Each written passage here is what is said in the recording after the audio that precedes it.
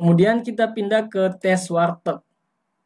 Nah, tes warteg ini nantinya teman-teman itu akan disuguhkan dengan 8 pola gambar, yang mana pola gambar ini masing-masing punya sisi penilaian begitu.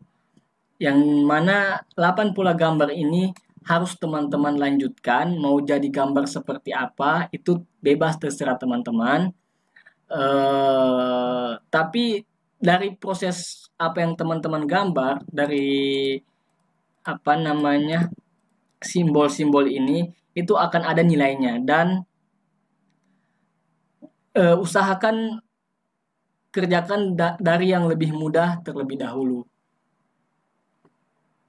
Nah, di sini saya sudah ada contoh untuk tes warteg yang telah digambar. Nah, di sini kita bisa lihat tadi untuk pola yang pertama itu hanya titik, biasanya ada yang menggambar mata angin juga. Kemudian di sini jadi papan ini, papan sasaran untuk panah itu, papan tembak. Nah, kemudian lengkungan ini biasanya ada yang gambar bendera, ini yang kedua ini. Di sini kita lihat dia menggambar hewan, bebek. Jadi bebas kalian sesuai imajinasi kalian, silahkan gambar apa saja. Walau begitu, silakan apa namanya, kerjakan sesuai mana yang terlebih mudah dahulu menurut teman-teman. Dan nanti itu kalian akan diinstruksikan apa namanya, menulis urutan mana yang duluan kalian kerjakan begitu. Dari ke-8 pola gambar ini, gambar pola gambar yang mana duluan kalian kerjakan. Umpamanya kalau kita lihat di sini dia duluan mengerjakan yang ini, yang titik tadi ini, pola titik ada angka 1, kemudian lengkungan ini yang jadi bebek, kemudian dia mengerjakan yang gambar nomor 7 yang ini, kemudian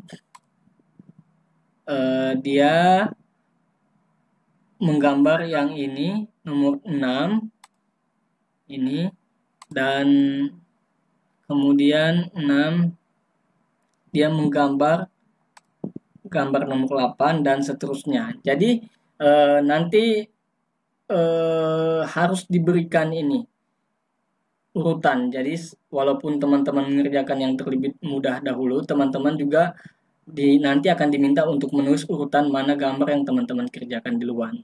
Nah, untuk ini tipsnya adalah jangan pernah memulai dari gambar nomor 5. Gambar nomor 5 itu yang ini. Sebab gambar nomor 5 ini memiliki arti tentang penyimpangan orientasi seksual. Jadi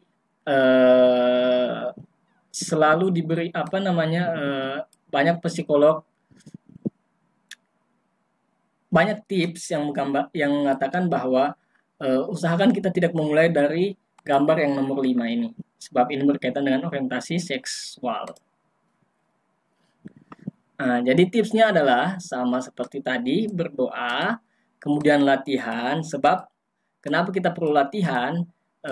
Biar ketika hari hanya tiba, kita tidak akan kebingungan lagi mau gambar apa, bisa lebih menghemat waktu juga, dan juga akan mengurangi coretan pada gambar kita begitu. Kalau kita sudah tahu mau gambar apa, karena kebersihan gambar juga akan menjadi poin penilaian loh, seperti itu. Nah, kerjakan yang lebih mudah dahulu seperti yang saya sampaikan sebelumnya. Jangan mulai dari kolom kelima. Kemudian tulis keterangan sesuai urutan. Ini 1, 2, 3. Nanti itu ditulis begini. Kemudian beserta nama gambarnya. Nanti di bawah sini kalian di lembar kerja kalian itu kalian tuliskan yang satu ini gambar apa yang telah kalian gambar, anak panah umpamanya. Yang kedua ini gambar bebek. Yang ketiga ini gambar apa, sendal ya, sendal. Seperti itu seterusnya. Jadi untuk tes warteg seperti itu, intinya perbanyak latihan juga. Nah, di sini saya juga sudah mengumpulkan beberapa makna gambar. Apa namanya, iya. Jadi ternyata gambar-gambar itu memiliki makna. Ini berkaitan dengan penilaian yang akan kalian dapatkan nanti. Gambar titik kecil di tengah kotak ini mengenai tentang hal-hal yang berhubungan dengan adaptasi serta menunjukkan kelincahan. Maka Anda bisa gambar hewan yang memiliki karakteristik dan yang berhubungan dengan lingkungan. Kemudian kotak nomor 2 itu gambarnya berupa coretan yang menyerupai huruf S tadi yang dia gambar jadi hewan bebek tadi yang terletak di sebelah kiri atas. Ini menunjukkan kebebasan.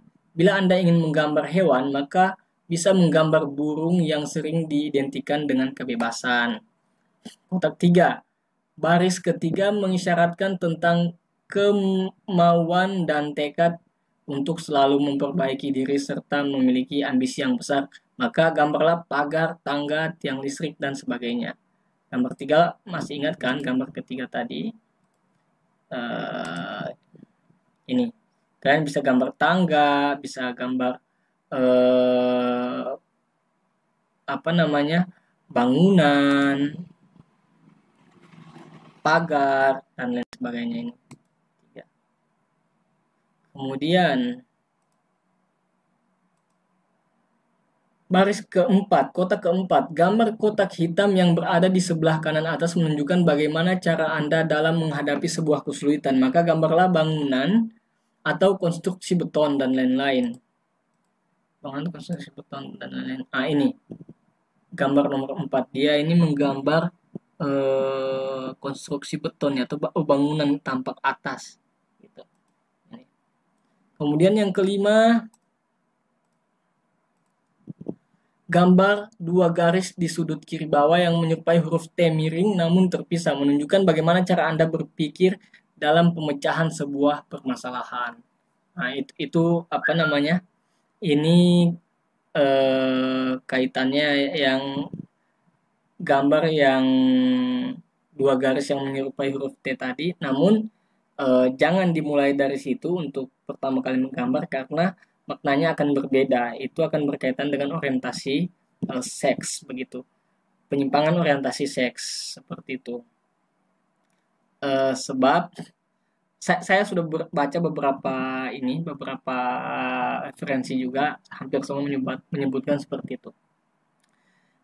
Kemudian gambar ke-6 atau kotak ke-6, gambar garis horizontal dan vertikal yang terpisah seperti akan membentuk segi 4, menunjukkan kesederhanaan tapi tetap menyuguhkan realitas. Gambarlah kamera televisi komputer atau komputer gitu. Kalau nggak salah saya kemarin itu gambarnya adalah televisi begitu, kamera. Nah ini, yang ini dia gambar televisi. Kemudian gambar nomor 6 itu gambar nomor 7, titik kurva menunjukkan garis yang tidak dapat diproses secara sembarangan, harus diperlakukan dengan hati-hati. Gambar tersebut juga bisa menunjukkan perasaan Anda. Nah, di sini kalau saya pribadi kemarin gambarnya itu adalah saya menggambar biskuit, teman-teman. Di sini dia menggambar sendal ya, yang ini. Saya kemarin gambarnya itu biskuit, jadi titik-titik ini saya jadikan ini butiran-butiran coklat dalam sebuah biskuit begitu.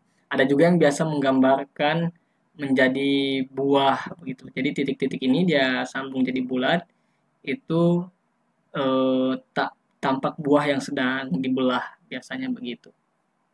Kemudian gambar terakhir ini, lengkungan. Ini maknanya adalah gambar garis melengkung menyerupai payung, menunjukkan bagaimana hubungan sosial Anda dengan lingkungan sekitar Anda. Gambar tersebut juga menunjukkan kebijaksanaan, kebesaran, dan kewibawaan. Nah, itu maksud dari tes gambar yang kolom ke-8 seperti itu. Kalau saya kemarin juga menggambar orang lagi terjun payung di sini. Kalian juga bisa menggambar ini, sunset. Ini bisa sunset loh ini, gambar laut. Oke, jadi cukup jelas ya untuk tes warteg sendiri. Intinya sekali lagi saya ingatkan, baik itu tes warteg maupun tes Pauli, perbanyak latihan soal, dan jaga kesehatan, jangan lupa berdoa. Secara umum kalian akan menghadapi dua jenis soal psikotes ini. Kemudian ada juga nanti itu semacam beberapa soal pernyataan begitu yang akan kalian pilih. Itu pilihan ganda, pengalaman saya kemarin itu pilihan ganda yang berkaitan dengan paham nasionalisme dan tentang ke-NKRI-an begitu. Dan juga ada yang mengenai apakah kita ini cenderung menjadi pemimpin atau pengikut, itu ada juga, tapi soalnya hanya berupa semacam pernyataan yang kemudian kita pilih A atau B begitu. Nanti dari dominan yang mana kita pilih itu bisa menggambarkan apakah kita orangnya adalah followers atau kita leader gitu. Begitupun juga dengan tentang keindonesiaan itu. Di situ nanti akan tampak, yes. Dan untuk tipsnya untuk soal yang semacam itu nanti adalah jawablah sejujur mungkin. Seperti itu. Oke? Jadi terima kasih untuk telah menyaksikan video ini. Next nanti kita akan bahas lagi mengenai tips wawancara, terkhusus di Universitas Pertahanan, bagaimana melewati seleksi wawancara. Oke?